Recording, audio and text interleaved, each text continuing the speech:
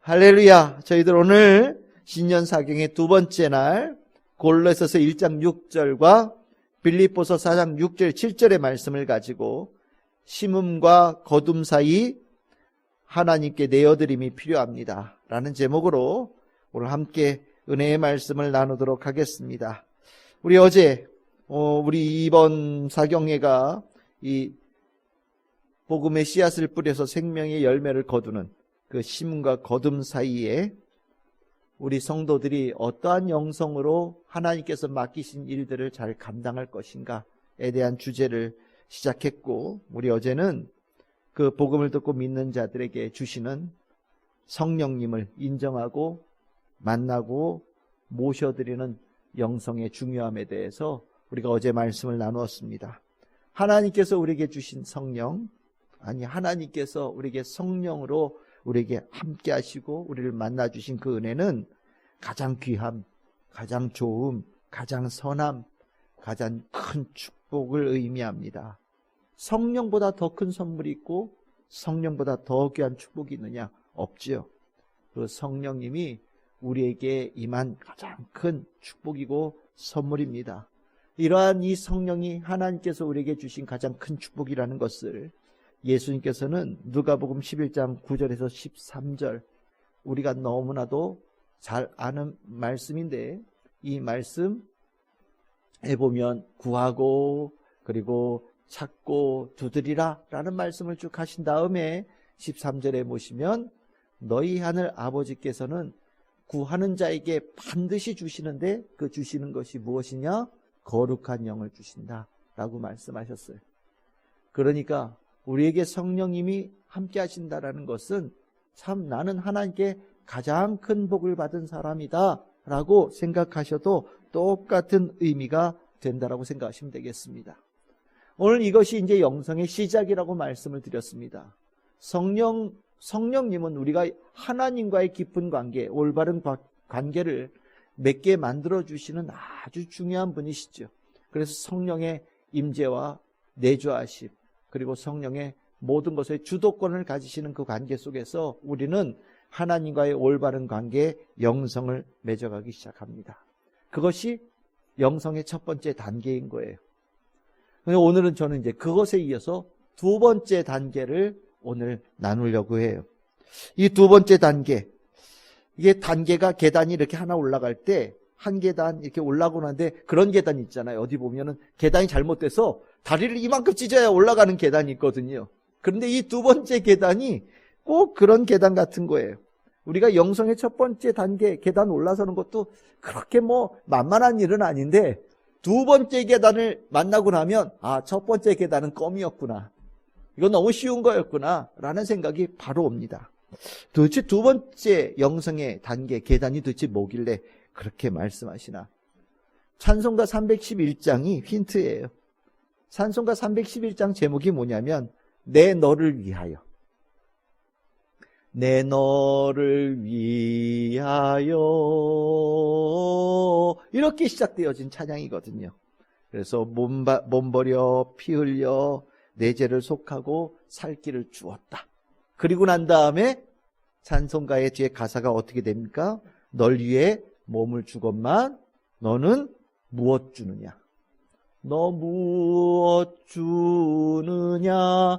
이게 이제 찬송가의 뒤에 후렴구로 이렇게 나오거든요. 이 찬송가 311장에 나오는 너 무엇 주느냐? 너 무엇 주느냐? 이것이 영성의 두 번째 단계예요.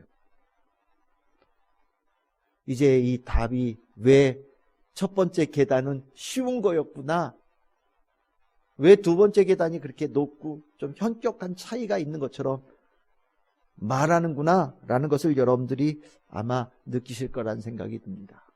드린다. 이 단어가 영성의 아주 중요한 부분이에요. 오늘 저는 여러분들하고 그 주제를 다루려고 합니다. 그럼 먼저 이 드린다라는 거, 하나님께 드린다라는 거, 이 영성은 도대체 뭘 의미하냐? 드린다라는 것이 얼마나 중요한 것이냐? 우리가 영성 하나님과의 관계를 맺는데 드리는 것이 반드시 요구되어지는 것이냐? 뭐 여러 가지의 질문들이 나올 수 있어요. 답부터 말씀을 드리자면 건강한 영성, 건강한 하나님과의 관계에 내어드림은 반드시 있어야 됩니다. 하나님께서 우리에게 성령을 주심으로 인하여서 시작되어진 이 영성은 더 확장되고 성숙해져야 되는 과정을 가게 되는데 그 다음 단계에 반드시 하나님께서 우리에게 내어드림을 요구하신다라는 거예요. 내어드림이라고 하니까 뭐 익숙하지 않을 수 있겠지만 우리가 흔히 쓰는 단어가 있습니다. 교회에서 이 단어를 보통 헌신이라고 표현합니다. 헌신은 내어드리는 것을 얘기하는 거예요. 우리가 이 하나님과의 관계는 나로부터 시작되어진 관계는 아니죠. 하나님과의 관계는 하나님께서 나를 찾아오신 거예요. 나를 만나주신 거예요. 그래서 우리는 그 만나주실 때 거룩한 영으로 만나주신다. 그래서 성령이 나에게 오시고 만나주신 것은 하나님께서 우리의 관계를 열어주신 것이 되죠. 그런데 이 영성이 내가 그러면 하나님은 주시고 나는 그냥 받기만 하면 되냐? 계속해서 그걸로만 이어지면은 영성의 관계가 잘 되어지느냐? 아니에요. 이 영성의 관계는요, 다음 단계로 가야 되는데 하나님께서 나에게 주셨으면 나는 그 받은 것을 가지고 하나님께 올려드리는 과정으로 이어져야 돼요.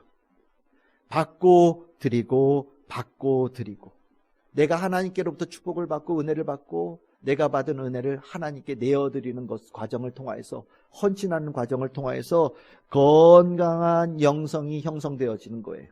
이 건강한 영성이 얼마나 자유롭게 원활하게 돌아가느냐가 실은 그 영성의 건강함이고 능력이고 축복의 삶을 얼마만큼 내가 누리느냐가 이 부분에서 결정되어진다고 보셔도 됩니다. 우리가 자동차 엔진 보면 피스톤 운동을 한다고 하죠. 네, 막 움직입니다. 올라갔다 내려왔다 올라갔다 내려왔다 반복되어지면서 이것이 바퀴를 굴리거든요. 근데 만약에 내려왔는데 올라가지 않아요. 그럼 우리는 그걸 뭐라고 얘기합니까? 고장났다고 얘기하는 거예요. 고장이죠. 내려왔는데 올라가야 되는데 올라가지 않으면. 영성도 똑같아요. 내가 받았어요. 하나님께 은혜를 받았어요. 그러면 나는 하나님께 올려드려야 돼. 내어드려야 되는 거예요. 그게 자연스러운 영성의 관계라는 거예요. 그런데 내가 받기만 하고 받는 것이 당연하다고 생각하고 그것이 내가 끝이라고 생각되어지면 하나님께서는 이 관계가 돌아가는 사이클이 돌아가기를 원하시는데 돌아가는 것이 멈추니까 실은 영성에 고장이 나는 거예요. 받는 거는 당연하죠. 우리가 신앙생활을 하면서 우리 축복받기 위해서 뭐 신앙생활한다고 얘기를 하잖아요. 그러니까 신앙생활하면서 받는 거는 당연하게 생각해요. 이건 당연한 거야. 받으러 온 거지. 난 받으러 왔어. 그런데 교회에서 갑자기 하나님께 내어드려야 됩니다 라고 얘기를 하면 그거는 내가 생각한 게 아닌데 꼭 내어드려야 되나? 내가 꼭 헌신을 해야 되나? 그거 필수인가? 그거 선택 아니야? 라는 생각이 머릿속에 잠시 스쳐가요. 남들은 받는 것만으로도 충분하게 신앙생활을 하는 것처럼 얘기를 하던데 왜 드려야 된다라고 얘기를 하지? 그거 뭐 좀 이상한 거 아니야? 라는 생각을 갖는 분들이 있어요. 나는 받는 것만 있으면 좋겠어요. 내 생각으로는 받는 것으로 끝났으면 좋겠어요. 내 생각으로는 남들보다 내가 많이 받았으면 좋겠어요. 그런데 중요한 거는 하나님의 생각은 그렇지 않아요. 내가 너희들에게 주었다? 그 너희들이 받았다라는 것을 깨달으면 이 안에서 어떤 생각이 올라올 거야. 그게 뭐냐? 내가 드려야 되겠구나 라는 생각이 올라올 거야. 그것이 정상이야 라고 하나님께서는 생각하고 계신다라는 거예요. 여러분들이 드린다라는 거, 내어드린다는 거, 하나님께서 나에게 오셔서 은혜를 주셨을 때 내가 드리는 것이 중요하다라는 것을 어떻게 알 수 있냐? 아주 중요한 사건을 통해서 알 수 있어요. 아주 유명한 사람입니다. 교회 학교에서 너무너무 유명한 사람이에요. 누굴까요? 삭개오라는 인물이에요. 삭개오 유명하죠? 아마 교회 학교에서는 삭개오 1년에 적어도 한두 번은 설교할걸요? 네. 왜냐하면 키도 작고 이렇게 그림이 그려지잖아요. 예수님 오신다고 하는데 안 보여서 나무 위로 올라가가지고 예수한테 예수님께서 내려오거라 그랬더니 막 좋아가지고 내려와서 가서 예수님하고 밥도 먹고 막 그런 얘기했다. 우리가 그림이 그려지거든요. 스토리가 있는 거예요. 그러다 보니까 교회 학교에서 이 삭개오 얘기 참 많이 합니다. 누가복음 19장에 나오는 말씀이에요. 1절 10절. 그런데 이 말씀 초점이 그걸까요? 하나님께 뭐 올라가고 내려오고 뭐 영접하고 뭐 이런 거, 이게 이 이야기의 초점일까요? 잘 읽어보세요. 이야기 잘 읽어보면 포인트가 있어요. 예수님께서 오셨어요. 예수님께서 오시는데 삭개오는 원래 대상이 아니었어요. 삭개오가 거기 예수님 만나러 올 거라는 거를 생각한 사람이 그 중에 아무도 없었던 거예요. 근데 삭개오가 그날 웬일인지 평상시에 착한 사람도 아니었던 것 같아요. 근데 웬일인지 예수님이 오신다고 하니까 만나고 싶은 생각이 갑자기 굴뚝같이 든 거예요. 네. 그래서 어떻게 생긴 분이시기에 그렇게 유명할까? 라고 이렇게 들어보는데 키가 작아 잘 안 보이니까 나무 위로 올라간 거죠.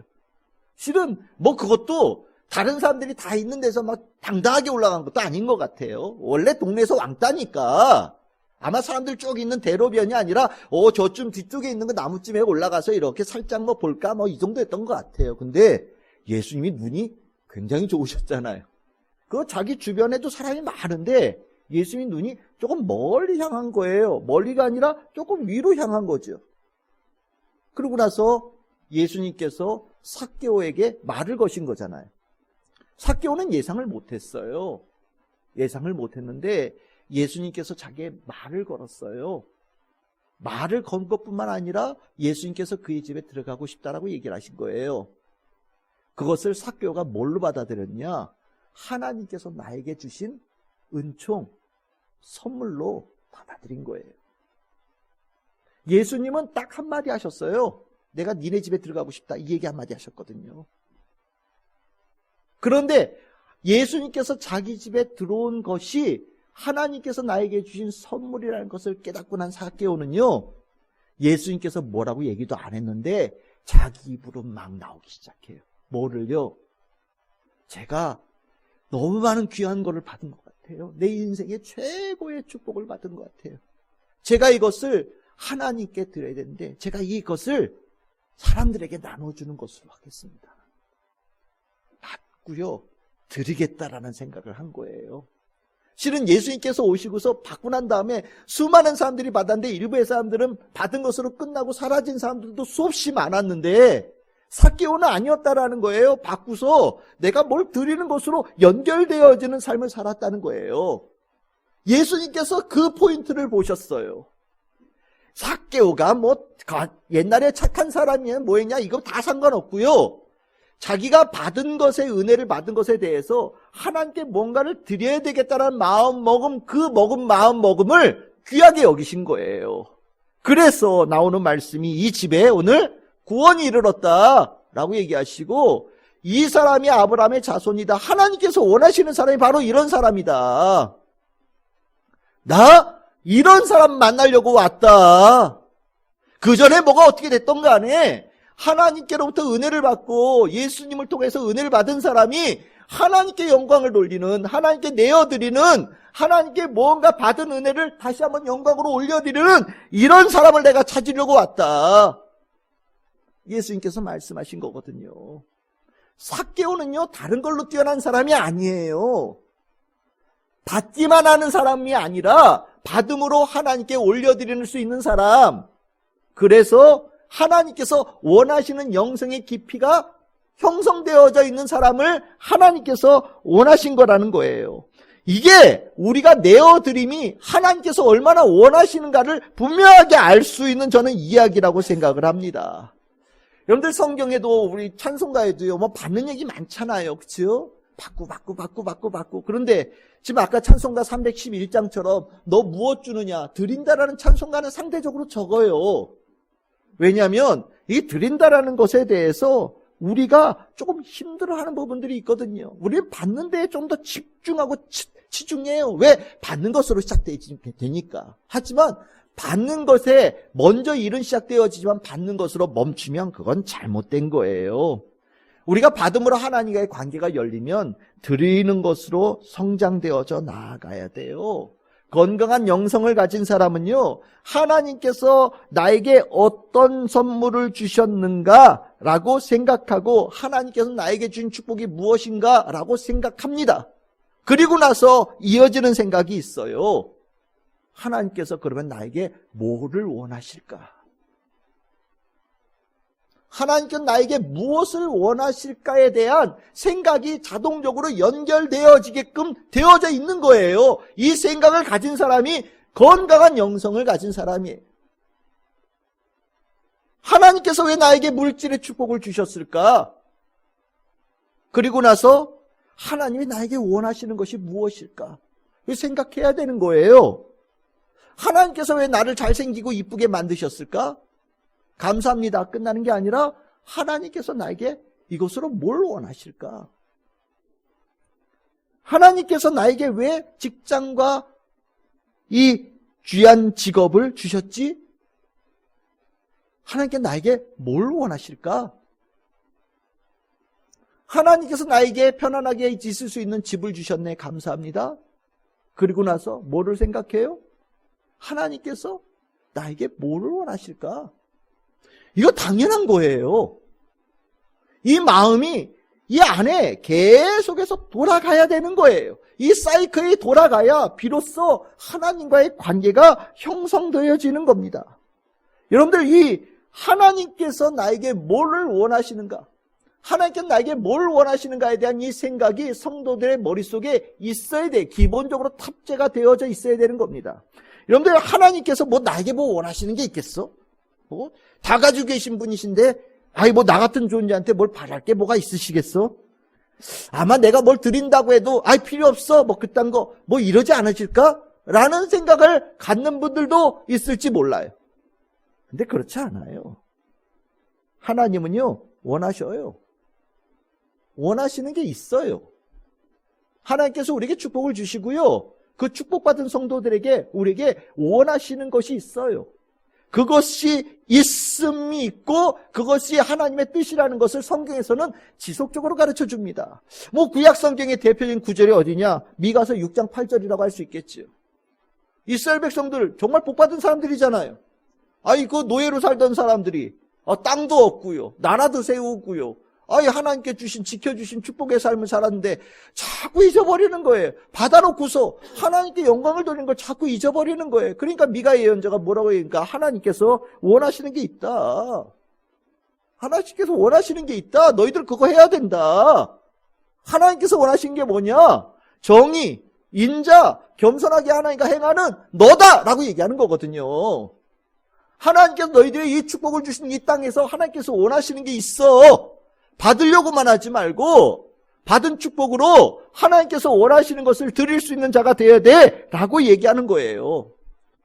받기만 원하고 드리는 것을 잃어버린 영성은요, 완전히 삐뚤어진 영성입니다.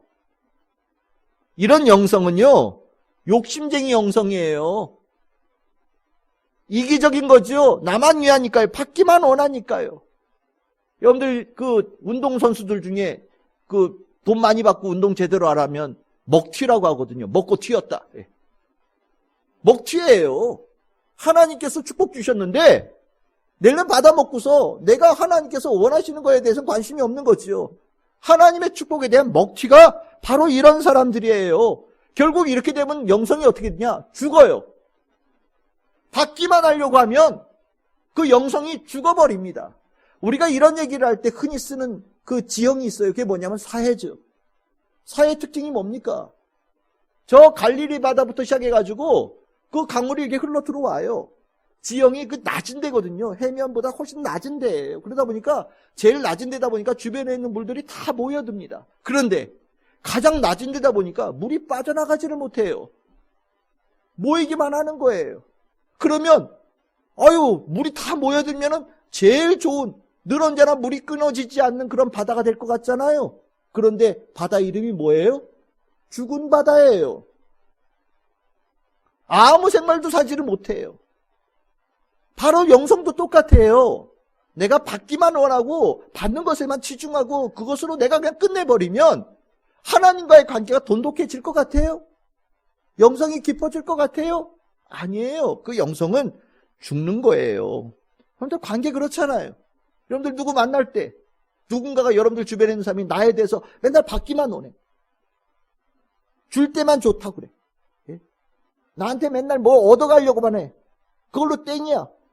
한 번은 주고, 두 번도 주고, 세 번도 주고, 네 번도 주고. 여러분들은 착하니까 10번도 주고 100번도 줄 수 있어요. 그런데 어느 날 보면 좀 이상한데? 라는 생각이 들잖아요. 그치요? 그럼 어떻게 돼요? 친구라도 가다 보면 관계가 끊어지게 되죠. 우리 그걸 뭐라고 그럽니까? 절교했다. 절교야. 이제 교류를 안 하겠어. 뭐 이런 얘기 하거든요. 영성도 받는 데만 치중하면요. 그 영성이 끊어져요. 하나님께서 그에게 축복을 주시는 이유가 그거 모르는데 어떻게 계속해서 축복을 주겠습니까? 영성이라고 하는 건요. 건강해야 되거든요. 받는 게 영성이 아니에요.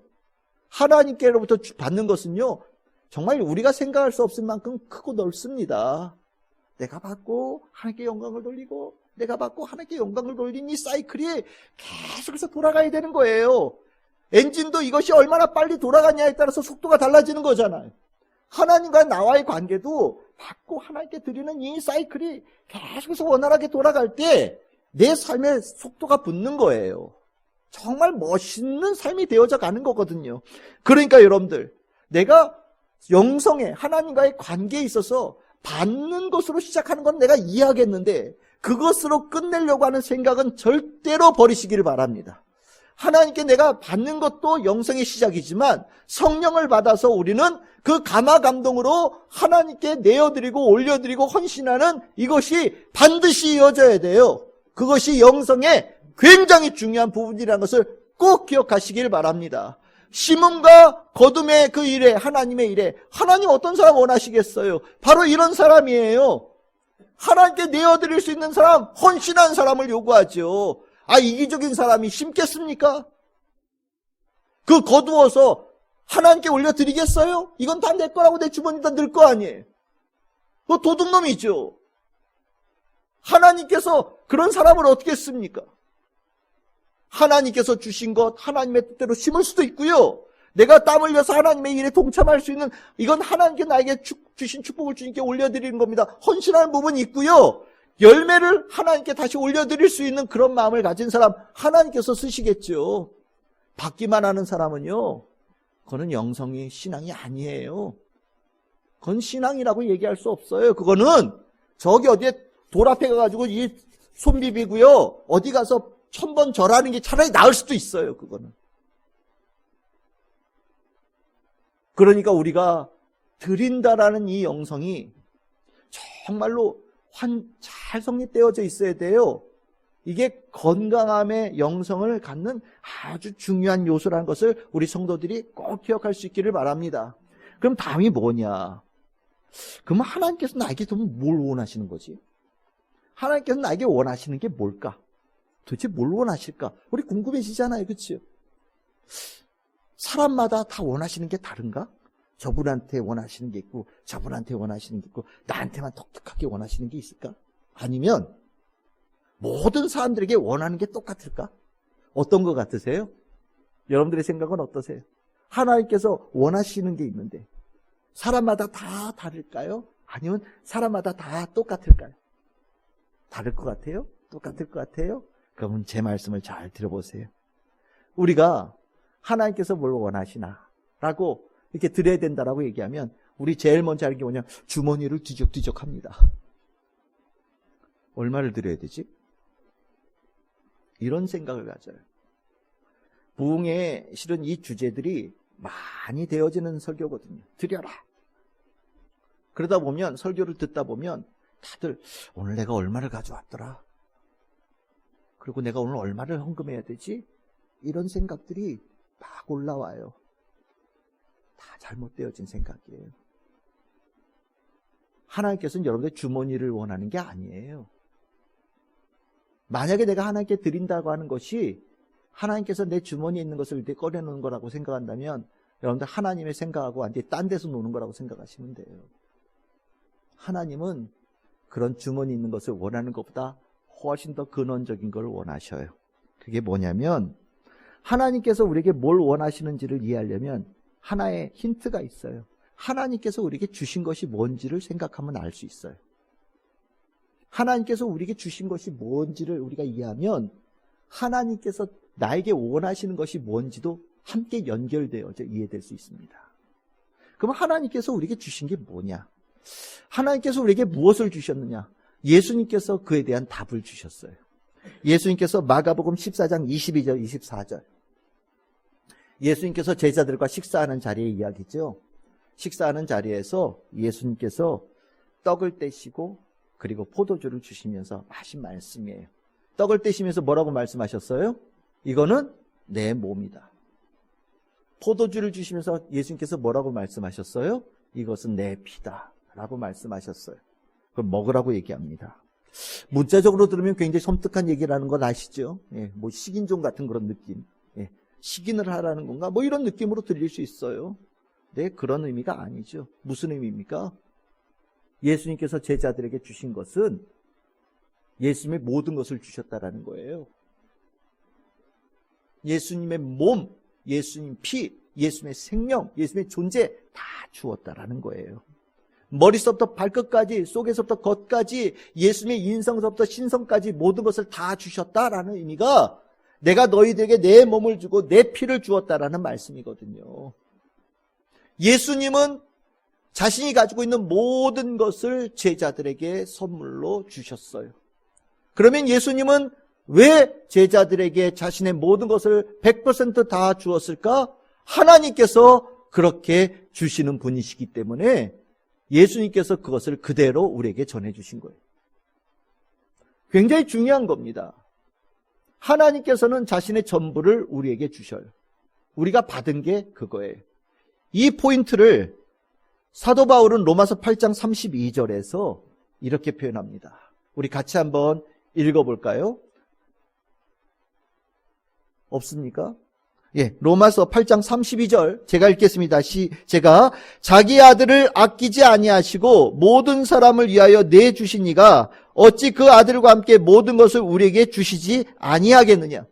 하나님께서 예수님을 우리에게 보내주신 것을 사도 바울은 어떻게 표현하고 있냐면 모든 것을 주셨다라고 표현해요. 그러니까 예수님이 이 땅에 오셨다라는 것은 하나님의 모든 것이 우리에게 온 거예요. 그 모든 것을 주시는 그것을 예수님께서는 그 성만찬의 자리에서 내 몸과 내 피라고 얘기하시면서 모든 것을 제자들에게 그대로 전해주시는 은총을 베풀어 주신 거거든요. 이게 하나님 스타일이에요. 하나님은요 100% 주신 거예요. 하나님은 자신이 가지고 있는 모든 것을 다 아낌없이 주셨어요. 누구에게요? 나에게, 우리에게. 그것을 다 주신 분이 하나님이셔요. 그것이 하나님께로부터 우리가 받은 거예요. 이게 하나님 스타일이란 말이죠. 그러면 다시 넘어갑시다. 하나님께서 나에게 무엇을 원하실까요? 하나님께 나에게 뭘 원하실까요? 하나님은 자기의 전부를 우리에게 다 주셨는데 그러면 하나님께서 나에게 뭘 원하실까요? 답은 명확하죠. 나의 전부를 원하셔요. 100%를 원하시는 거예요. 내가 너에게 나의 모든 것을 주었다. 너희들도 너희가 구원받은 너희들의 새로운 삶을 나에게 다 주거라. 내놓거라. 내어놓거라. 헌신하거라. 라고 하나님께서 말씀하시는 거예요. 그래서 드리라는 그 설교를 할 때 아까 말씀드렸잖아요. 주머니를 뒤적뒤적 내가 오늘 얼마를 헌금해야 될까라는 생각을 갖는다면 하나님의 생각과 완전히 딴 데서 노는 사람이 되는 거예요. 말뜻을 이해 못하는 거죠. 그러니까 드려도 드린 게 아니게 되는 거예요. 이렇게 드리는 사람 꼭 얘기합니다. 뭘 얼마나 더 드려야 돼? 뭘 얼마를 원하시는 거야? 내가 거지 되기를 원하시나? 아니에요. 그런 의미가 아니에요. 돈으로 해결할 수 있는 문제가 아니에요. 돈 같은 걸로 해결하라고 하시는 말씀이 아니에요. 단순하게 시간 얼마 더 쪼개가지고 하나님께 나와서 봉사하거라 이런 얘기를 하는 게 아니에요. 너희들은 거듭났잖냐? 새로 태어났잖냐? 너희들은 어떻게 새로 태어났냐? 하나님께서 너희들을 새롭게 태어나게 하지 않으셨냐? 니들이 가지고 있는 삶은 니들 게 아니야. 거듭났잖아. 전적인 하나님의 은혜로 거듭났잖아. 하나님께서는 너의 전부를 원하셔.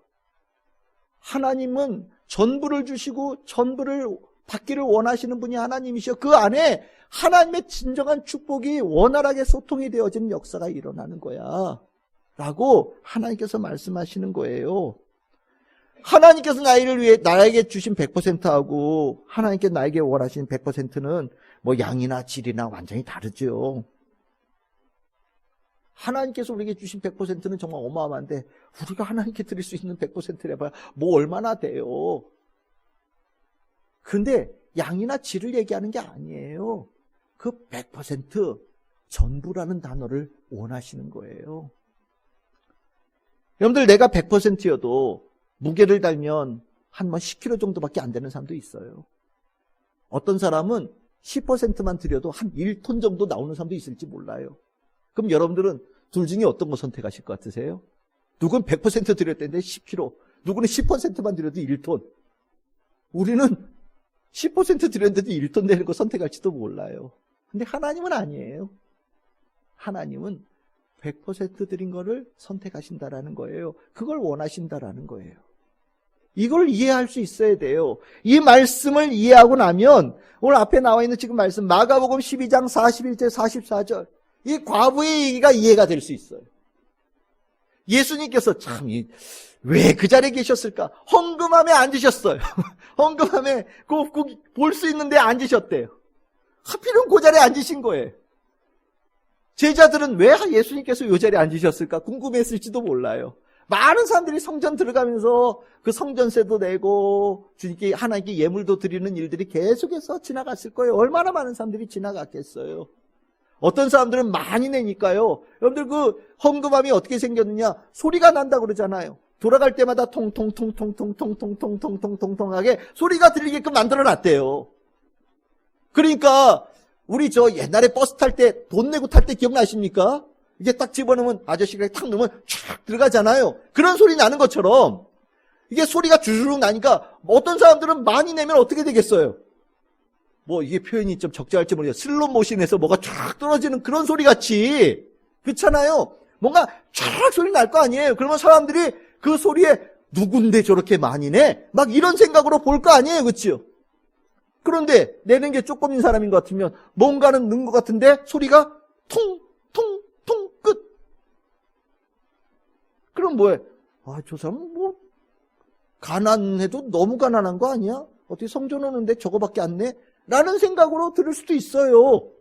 근데 예수님께서 집중한 사람이 있었다는 거예요. 어떤 과부예요. 이 과부는 이름은 모르는데 어떻게 사는지는 알아요. 뭐라 그래요? 가난한 과부래요. 가진 게 없는 과부예요.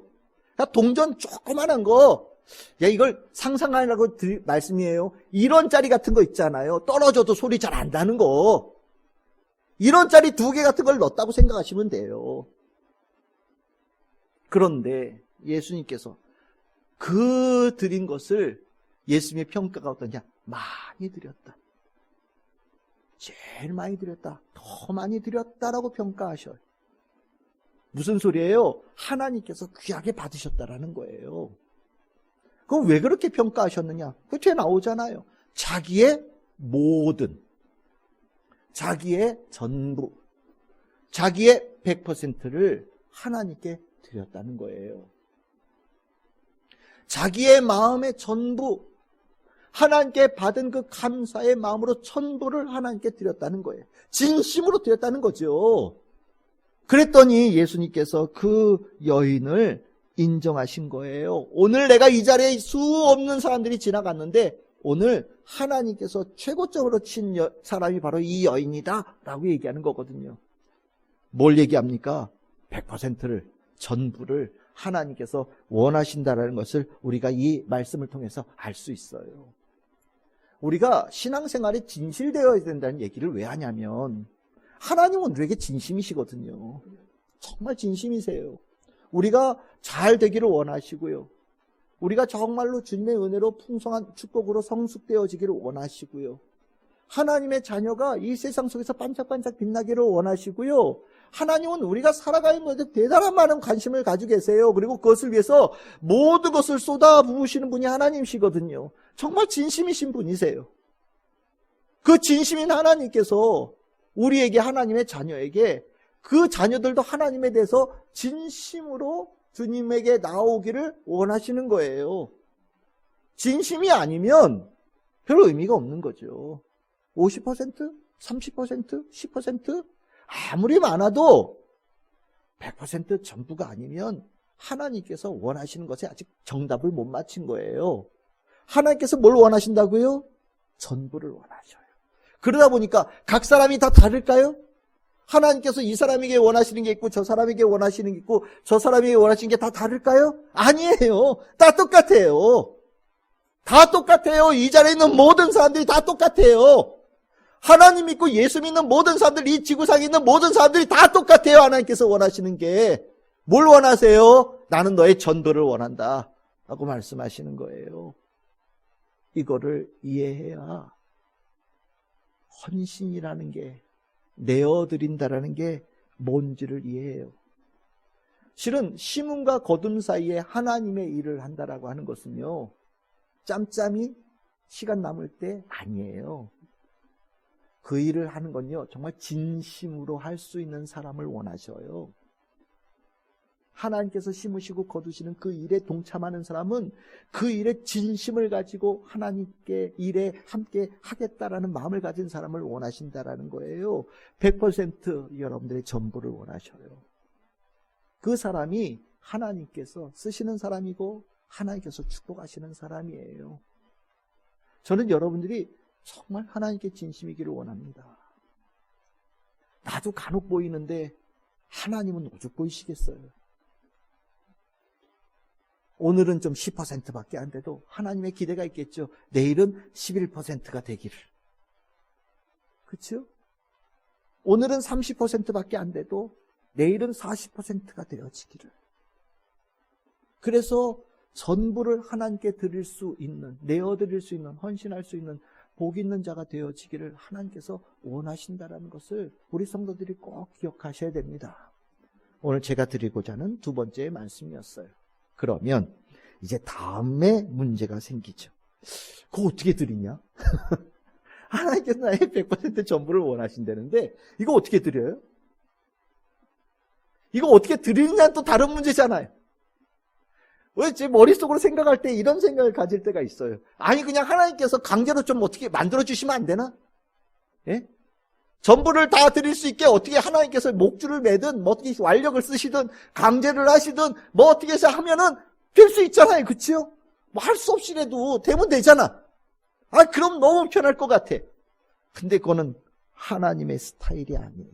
하나님은 우리의 전부를 원하시는데 그걸 하나님께서 완력으로 강제로 막 내놔 안 내놓으면 너 죽어 뭐 이러면서 억지로 그걸 만드시는 분이 아니셔요. 이게 이제 문제가 되는 거예요. 하나님은요 우리에게 스스로 자발적으로 감사함으로 기쁨으로 구원의 감격으로 내 전부를 하나님께 드리는 자가 되어지기를 원하셔요.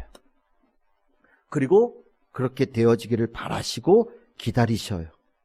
내 스스로가 내 삶의 전부, 내 삶의 열쇠도 드리고 운전대도 드리고 내가 살아가는 모든 삶의 터전을 다 하나님께 속한 것으로 내어드리는, 기쁨으로 드리는, 하나님께 그 모든 것을 위탁하는 그런 성도가 되어지기를 원하셔요. 그 일들이 우리 안에서 결단하고 우리 안에서 선택하고 우리 안에서 믿음으로 고백하면서 일어나기를 원하신다는 거예요. 굉장히 특이하죠. 좀 그냥 힘으로 완력을 해가지고 그냥 헤드락에 걸면서 안 하면 너 죽어 뭐 이래가지고 시키면 차라리 편할 것 같은데 나보고 그렇게 스스로 자발적으로 내놓으라고 하시니 기쁨으로 그렇게 선택할 수 있는 자가 되기를 원하신다고 하시니 딜레마가 될 수밖에 없는 거예요. 죽을 맛이죠. 뭘 원하시는지는 알겠는데 드리는 그것이 그렇게 쉬운 게 아니라는 거예요. 뭔지는 알겠는데, 뭔지는 알았는데, 이게 드리려고 하니 이 안에서 선뜻 결정이 되어지지 않고 이 안에서 계속해서 주저 하게 되어지고, 막막하게 느껴지고, 이 세상에서 가장 어려운 숙제 앞에 있는 것 같이 느껴지고, 그리고 나면 그 다음에 어떻게 되는 건가? 라는 막 걱정이 막 머리를 막 채우면서 누구 말대로 골치 아파요. 이렇게 되는 거란 말이에요. 그러다 보니까 어떻게 됩니까? 미뤄요. 계속해서 미룹니다.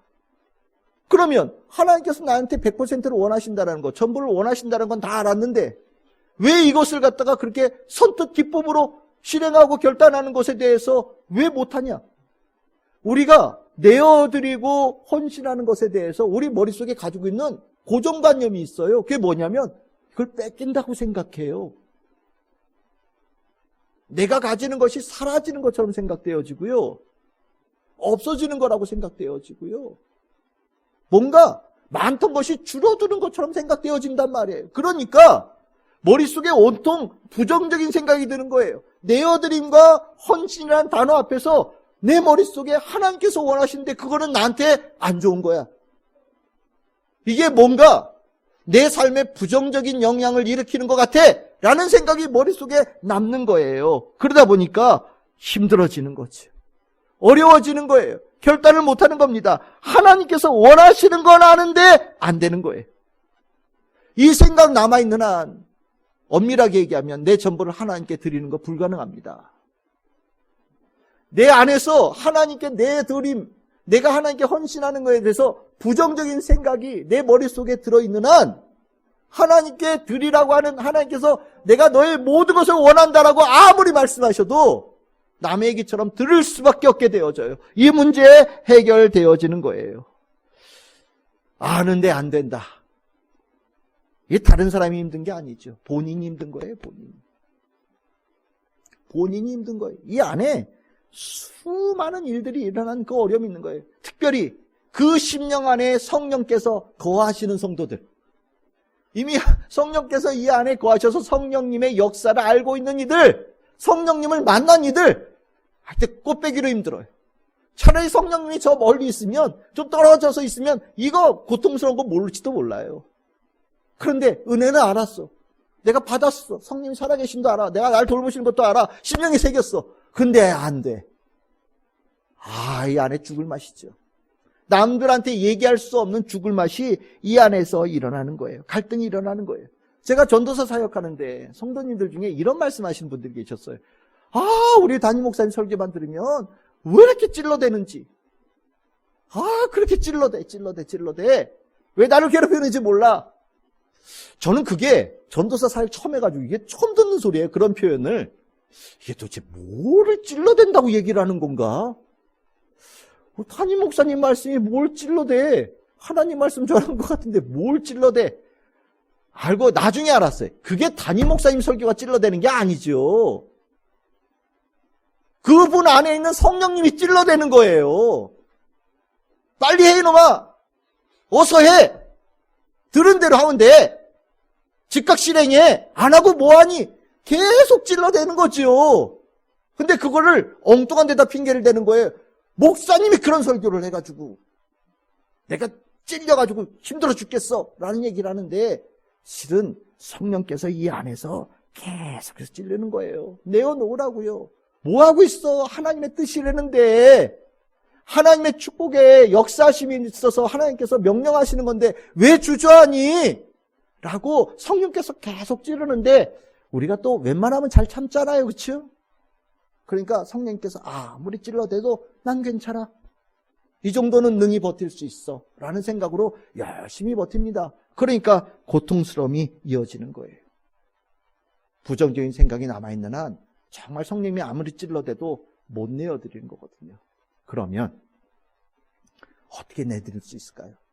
부정적인 생각을 어떻게 지워버리고 하나님께서 축복을 위해서 나에게 나의 전부를 내놓으라는 이 명령의 말씀에 내가 아멘으로 기뻐하며 감사하며 내 모든 전부를 내어드릴 수 있는 성도가 될 수 있을까요? 답이 뭘까요? 어떻게 하면 될까요? 답은요, 제가 드릴 수 있는 답은 하나예요. 기도하셔야 돼요. 기도하셔야 돼요. 여러분들이 우리가 어제 기도에 대한 얘기 했었죠. 기도 언제 한다고요? 성령님께서 오시기를 기다리는, 그때 뭐 한다고요? 기도한다고 그랬어요. 맞아요. 기도 사용 설명서 1장이에요. 기도 여러분들 제품 사용 설명서 있잖아요. 이럴 때 기도를 쓰십시오 라고 할 때 기도 사용 설명서의 1장이 뭐냐면 하나님의 예수님의 약속대로 성령이 오시기까지 나를 찾아오실 때까지 기다릴 때 뭐 하느냐? 기다릴 때 기도한다. 1장이에요. 그러면 그게 다냐? 아니에요. 기도 사용 설명서 제2장. 그 2장이 뭐냐? 바로 읽때 쓰면 되는 거예요. 내 안에 하나님께서 나의 전부를 원하신다라는 것에 대해서 부정적인 생각이 있을 때 그 생각을 지워버리는데 뭐를 사용할 수 있다? 기도를 사용하면 된다. 기도가 그럴 때 사용되어지는 거예요. 그러면 기도하는 가운데 내가 나의 전부를 하나님께 기쁨으로 드릴 수 있도록 기도하는 가운데 성령님의 도우심의 역사가 일어나요. 저는 사도 바울의 글을 읽으면서 진짜 사도 바울은 모르는 게 없었던 분인 게 거의 확실합니다. 정말 사도 바울은 이런 표현, 천재예요. 천재예요. 하나님의 뜻에 대해서 정말 천재 중에 천재가 바로 사도 바울인데 여기에 대한 답도 사도 바울이 주셨어요. 오늘 읽었던 본문 빌립보서 4장 6절에서 7절. 우리 같이 한번 읽어볼까요? 시작. 아무것도 염려하지 말고 다만 모든 일에 기도와 간구로 너희 구할 것을 감사함으로 하나님께 아뢰라. 아멘. 나오잖아요. 하나님께 드려야 되는데 내 전부를 원하신다는데 잘 안 돼. 부정적인 생각들이 막 들어와서 내 안에 염려가 들어와. 이거 드리고 나면 나 쫄딱 망할 것 같다는 생각이 자꾸 들어오고 이것도 나를 잘못 들으면 나는 내 인생이 이제 이것으로 뭔가 접힌 것 같은 생각들이 막 자꾸 부정적인 생각들이 들어와. 염려가 넘쳐나요. 그럴 때 뭐 하라고요? 기도하거라. 간구하거라. 너희들에게 그 기도가 있지 않냐 라고 말씀하시는 거예요. 여러분들 기도하는 자가 될 때 하나님께 내어드릴 수 있어요. 정말 하나님께서 나의 모든 것을 원하신다는 것이 여러분들의 심령에 확 들어온다면 정말 내가 하나님께로부터 이 세상에서 가장 큰 은혜와 선물을 받은 축복받은 사람이라는 것을 여러분들이 분명히 인식한다면 기도하셔요. 하나님 내가 그 말씀대로 되기를 원해요. 그런데 내 힘으로 잘 안 돼요. 부정적인 생각들이 자꾸 올라와서 결단을 못해요. 주여 나를 불쌍히 여기시고 도와주시옵소서 기도하라는 거예요. 정말 원하면 그것이 정말 하나님의 뜻이라는 걸 안다면 기도해라 라고 얘기하는 거예요. 그걸 가르쳐 주는 거예요. 그 기도하는 가운데 기적을 맛볼 거다라고 얘기하는 거예요. 네 안에 있는 모든 부정적인 생각들이 싹 다 지워지는 기적을 맛보게 될 것이다 라고 바울이 답을 주는 거예요. 기도의 아주 중요한 사용 설명서예요. 기도 이럴 때 쓰는 거예요. 여러분들이 기도를 이렇게 쓰라는 거, 오늘 이 말씀, 이 빌립보서 4장 6절의 말씀을 조금 풀어서 설명한다면 기도 이렇게 하면 돼요. 어떻게 하냐? 여러분들 기도를 자루라고 생각해 보십시오. 기도 자루. 내가 머릿속에 복잡하고 막 여러 가지 막 걱정되고 막 이상한 것들이 막 계속해서 머리 돌아가잖아요. 그러면 기도 자루를 하나 만드세요. 그리고 기도 자료에다가 그걸 다 넣으세요. 내 머릿속에 복잡하게 만드는 게 도대체 뭔지 이거 파악해야 돼요. 내가 뭘 두려워하는 게 뭔지 파악을 해서 그걸 기도 자료에다가 이렇게 집어넣으세요.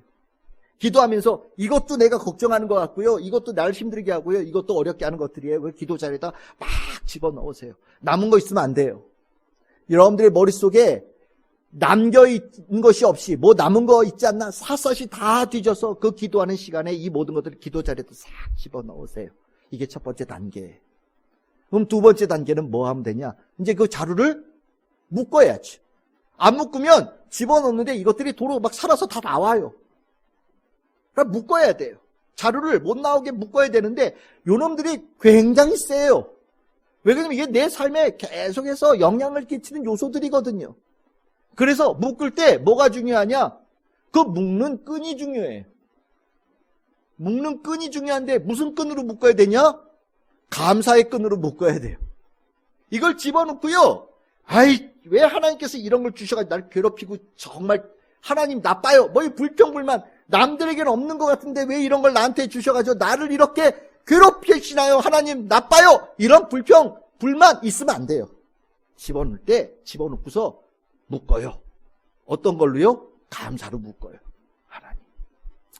나에게 기도 자료를 주셔서 너무 감사합니다. 이거 집어넣을 수 있는 쓰레기통 같은 거 하나 주셔서 너무 감사합니다. 감사합니다. 묶어요. 여러분들에게 정말 괴롭히는 근원적인 아주 심각한 문제가 있다. 그러면 진짜 굵은 감사의 끈을 구하셔야 돼요. 몇 배의 감사. 이상하게도 정말 힘든 것 같은데도 그것에 상응하는 만큼의 감사의 끈을 구하셔서 그 끈으로 묶으세요. 날 힘들게 하는 게 뭐가 있다? 그럼 감사란 평소에는 2번밖에 안 하는데 그때는 10번 하신다 생각하신 정도로 하시면 돼요. 감사합니다. 감사합니다. 열심히 묶으세요. 이 감사의 줄이 아니면 나중에 다 풀려요. 3번째, 묶었으면 이거 어떻게 하면 되냐? 하나님 앞에 가져가세요. 하나님, 제가 살면서 하나님께 받은 은혜가 있잖아요. 하나님께 나 엄청 사랑하신다는 거 제가 알았고요. 하나님께 나를 정말 긍휼히 여기신다는 거 저 알고 있고요. 그때 나 힘들 때 그때 도와주셨다는 거 너무 잘 알고, 나 정말 이럴 때 저럴 때 다 보이지 않는 손길로 도와주시는 거 저 다 알아요. 제가 근데 오늘 염치불구하고 또 왔어요. 제가 전에 하나님께서 저에게 이럴 때 지체하지 말고 오라는 그 말씀 붙잡고 왔어요. 제 삶의 염려거리, 걱정거리 막 이런 것들입니다. 부정적인 생각들 있는 거예요. 오늘 하나님 앞까지 왔어요. 하나님께 내어드립니다. 하나님께 맡깁니다. 이거 하나님께 올려드립니다. 하나님께 넘겨드리면 돼요. 3번째, 이거 내가 가지고 있으면요. 이 자루 내가 가지고 있으면요. 그거 냄새나는 거하고 내가 동거하는 거거든요. 기도는 뭐냐? 그거 하나님께 내어드리는 거예요. 오늘 이 모든 기도의 제목들을 하나님께 올려드립니다. 이제 내 손을 떠난 거예요. 내 손을 떠나서 하나님께 올려드린 거예요. 그 기도를 하고 난 다음에 어떤 역사가 일어나느냐? 그렇게 자루에 넣고 감사의 끈으로 묶고 그것을 하나님께 올려드리면 빌립보서 4장 7절 뭐라고 그래요?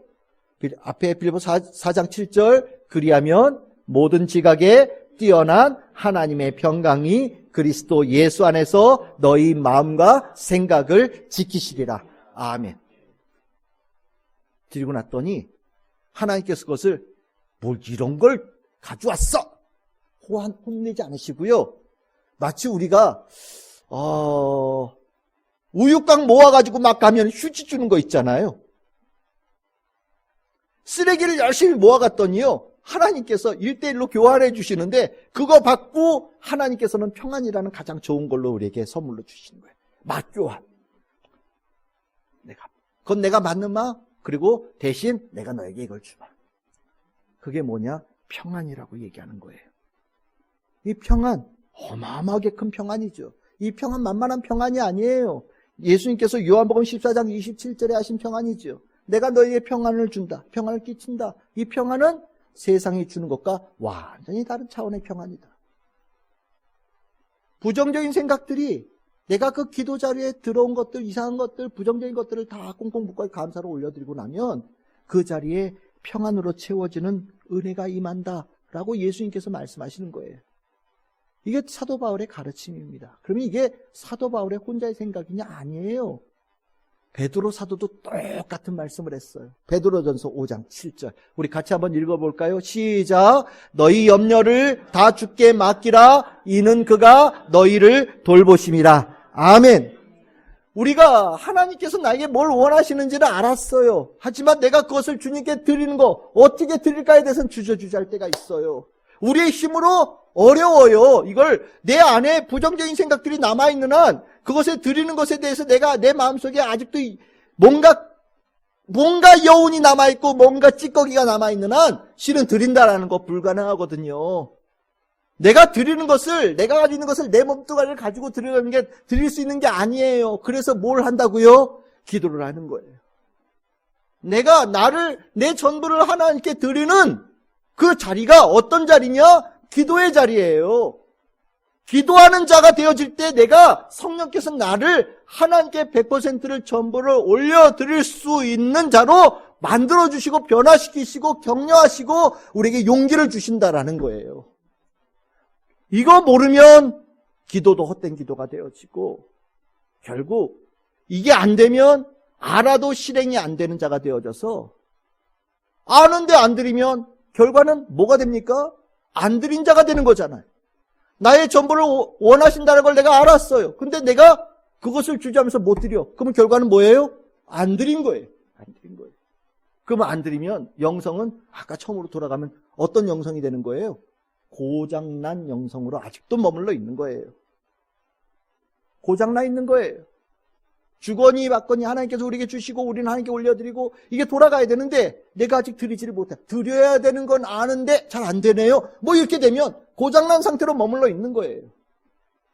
여러분들 성경에서 내어드리는 것에 대해서 실패한 아주 대표적인 사람이 있습니다. 그게 누구냐? 아나니아 삽비라예요. 부흥회 가면 이 사람 꼭 얘기하죠. 이 사람이 원래 초대교회는 다 팔아서 뭐 공동재산하고 아마 이 사람이 서원을 했던 것 같아요. 제가 재산이 있는데 이거 팔아서 다 내어드리겠습니다 하고 서원한 것 같아요. 근데 팔고 났더니요, 그냥 아까운 거예요. 생각이 바뀐 거죠.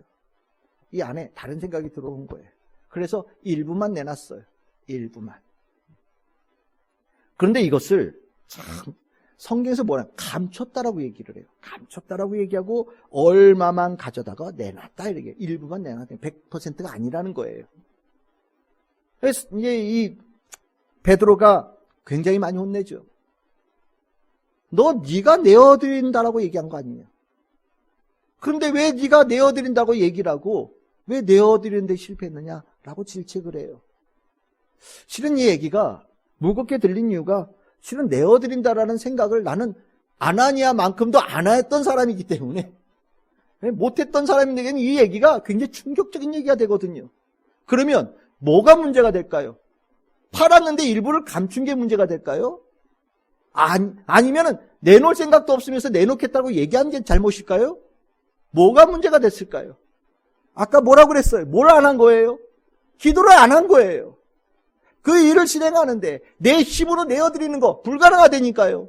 내 전부를 하나님께 내어드리는 거 불가능해요. 내 힘으로는 안 돼요. 왜냐하면 사단이 계속 귓가에서 얘기를 해요. 너 그러면 힘들걸? 그러면 이 안에서 내가 결정 내리는 것에 대해서 번복이 될 수밖에 없는 약함이 우리의 존재예요.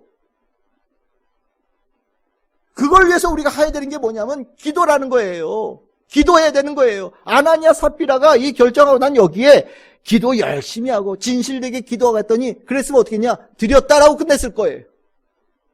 그런데 기도했다는 얘기가 없어요. 기도하는 자가 이렇게 하겠습니까? 그러니까 문제가 생기는 거죠. 내어드리는 헌심에 시도는 했는데 실패한 자가 되어지고 그 실패가 얼마나 처참한지를 아주 뼈아프게 얘기하는 게 바로 아나니아 삽비라 얘기거든요.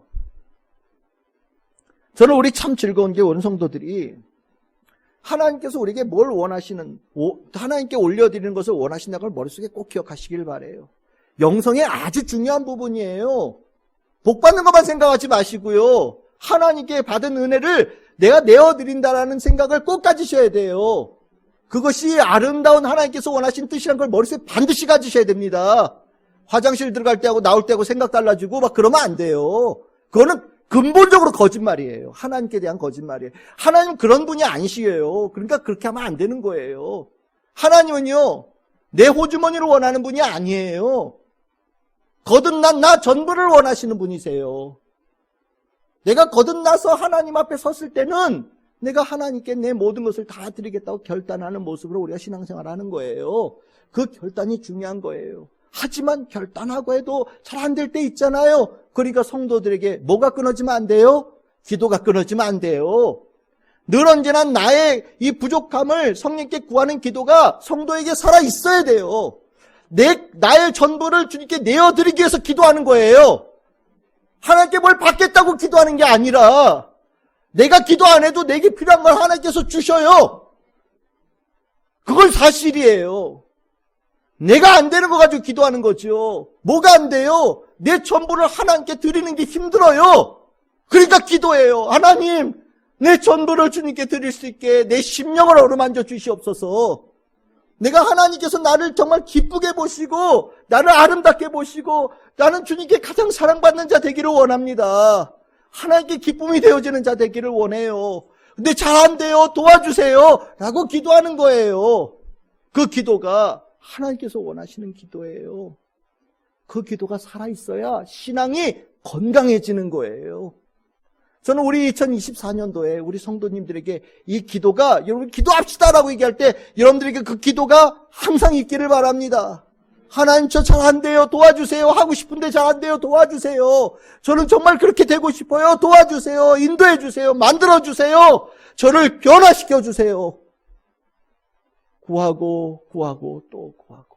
그래서 하루하루 1%씩이라도 하나님께 전부를 드리는 그 길로 나아갈 수 있는 우리 성도들 되어져서 올해 이 심음과 거둠 사이에 하나님께서 사용하시고 축복하시고 그렇게 하나님의 영광을 드러내는 우리 참 즐거운 모든 성도들 다 될 수 있기를 주님의 이름으로 축복합니다.